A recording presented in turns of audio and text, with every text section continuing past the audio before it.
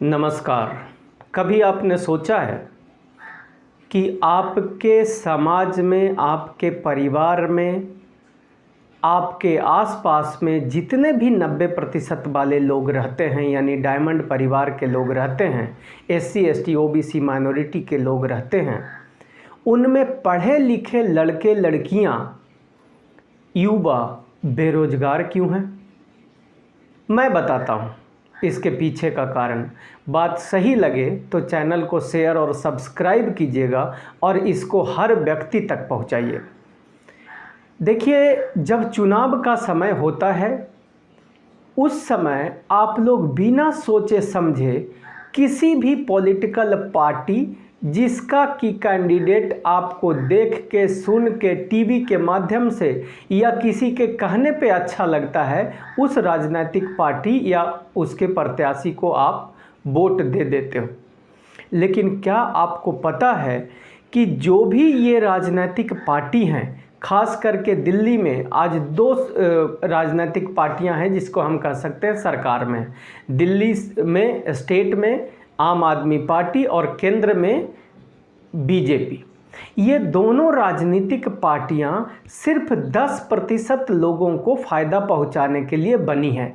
बाकी लोगों को इस्तेमाल ये करती है ताकि 10% लोगों को नौकरी दिया जाए, रोजगार दिया जाए, ठेकेदारी दिया जाए और मान सम्मान से लेकर के उनकी ताकत, पावर और क्षमता को बढ़ाया जाए। इसके लिए ये दोनों राजनीतिक पार्टियां काम करती है। जैसे समझिएगा, जिन राजनीतिक पार्टियों को के अंदर जितने भी प्रमुख लोग हैं, प्रमुख लोग कौन होते हैं? जैसे मैं आम आदमी पार्टी का आपको उदाहरण देता हूं।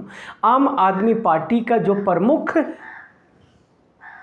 ग्रुप है वो है राष्ट्रीय कमेटी।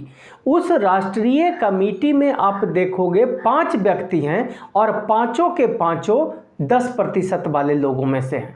इसका मतलब अगर वो 5 व्यक्ति कभी भी और कहीं पे भी इस बात का डिसीजन लेंगे कि नौकरी के लिए हम लोग व्यवस्था करते हैं, तो वो किनके नौकरी के लिए व्यवस्था करेंगे?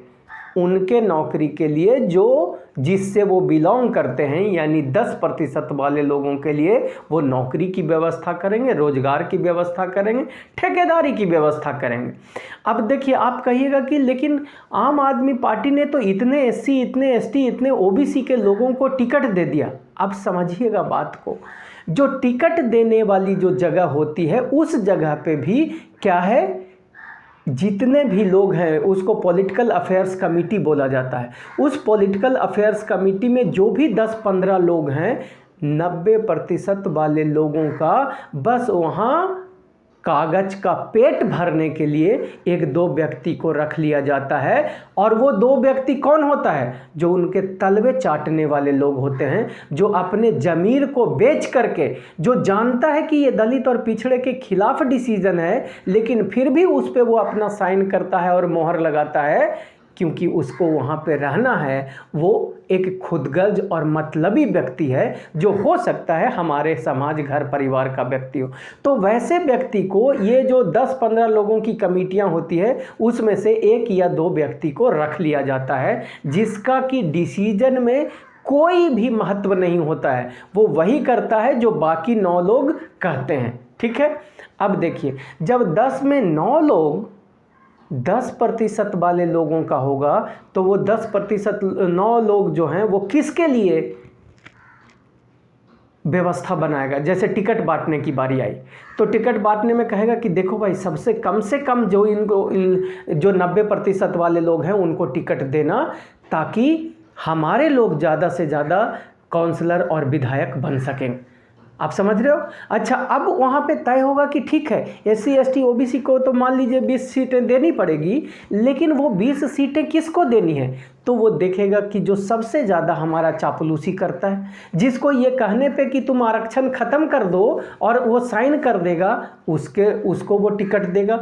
जो व्यक्ति उनके तलबे चाटने के लिए, जो अपने पेट भरने के लिए, समाज से उसका कोई लेना देना नहीं होता है, ऐसे बहुत व्यक्ति को आप जानते हो जो समाज से जिसका कोई लेना देना नहीं होता है, वो एक मतलबी और खुदगर्ज इंसान होता है, जो सिर्फ अपने को किसी भी प्रकार से एन केन प्रकार, चाहे उसको अपनी घर की इज्जत क्यों न बेचनी पड़ जाए, वो उन राजनीतिक पार्टियों में चला जाता है और जा करके समाज के वोट को बेचने का वो काम करता है। तो तब क्या होता है कि 20 जो ये लोग, मान लीजिए दिल्ली में 15 से 20 विधायक SC ST OBC के जो टिकट ये लोग दे देते हैं, ये वैसे लोगों को यही 10 लोग मिलकर के चुनते हैं कि उन लोगों को चुनना जो हमारी बात माने, जो हमारी बात से दायां और बायां ना करे, वैसे लोगों को वो टिकट देता है। और फिर जब वो चुनाव जीत करके वो पार्टी जब सरकार में आती है, तो ये सरकार कानून बनाती है कि सरकारी नौकरियों को प्राइवेट कर दिया जाए। अब वो क्या करता है, ये एक हो गया। जब प्राइवेट होगा तो किसको लाभ मिलेगा? वही 10% वाले को, क्योंकि ठेकेदार वो बनाएगा 10% वाले को, और जो ठेकेदार होगा वही अपने हिसाब से आपको गार्ड रखेगा, माली रखेगा, देख रेख करने वाला रखेगा। अगर आप 90% वाले हो तो आपको कहेगा कि देखो 18,000 19,000 सैलरी है, हम तुमको 10,000 देंगे और तुम 8,000 फिर हमको, मतलब 20,000 का या 19,000 का चेक मिलेगा, लेकिन 8,000 तुम हमको हर महीने वापस कर देना, तब तुमको हम रखेंगे। मजबूरी में आप करोगे, क्योंकि आपके बाप दादा या आपके जान पहचान वाले कोई लोग ऊपर में बैठे नहीं हैं, ऊपर में बैठे उनके लोग।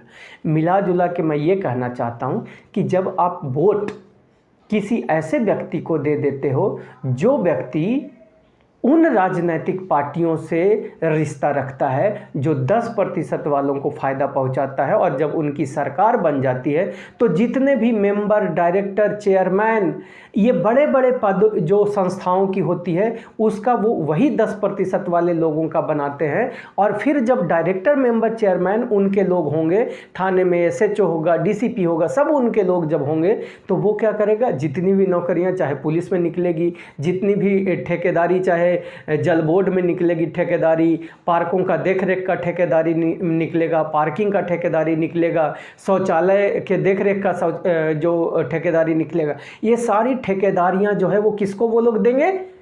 जब 10% वाला ऑफिसर बड़ा बड़ा है तो 10% वाले लोगों को ये सारे ठेकेदारी दी जाएगी, और 90% वाले लोग, हम लोग हाथ मलते रह जाएंगे, और फिर हमारे बच्चों को नौकरी नहीं मिलती है।